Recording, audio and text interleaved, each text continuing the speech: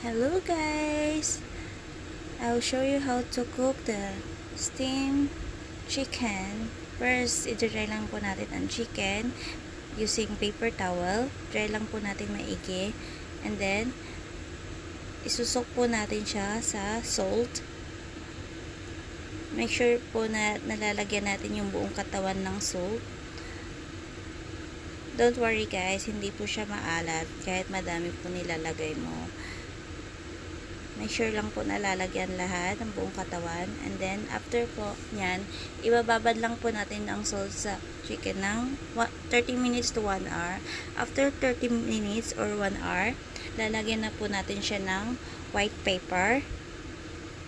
White paper or black paper, depende po sa gusto nyo. Mas prefer ko po yung white paper. Lagyan din po natin ng buong katawan niya. After lagyan,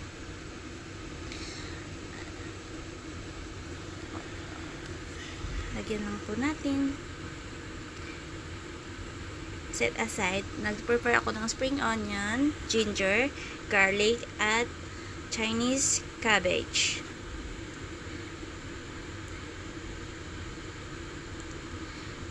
Nagpakulo na rin po ako ng tubig. Make sure po na napakulaan muna natin ang tubig bago natin ilagay ang mga ingredients. First, ilalagay muna natin ang Chinese cabbage. Make sure lang po na tatakpan yung steaming rack.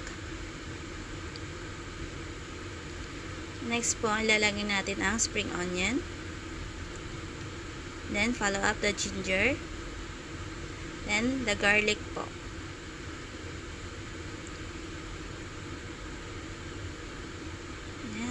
Tapos ipapatong na natin ang chicken. Make sure lang po nakaayos siya. And then, tatakpan na po natin. Isa-set natin siya ng mga 30 minutes po.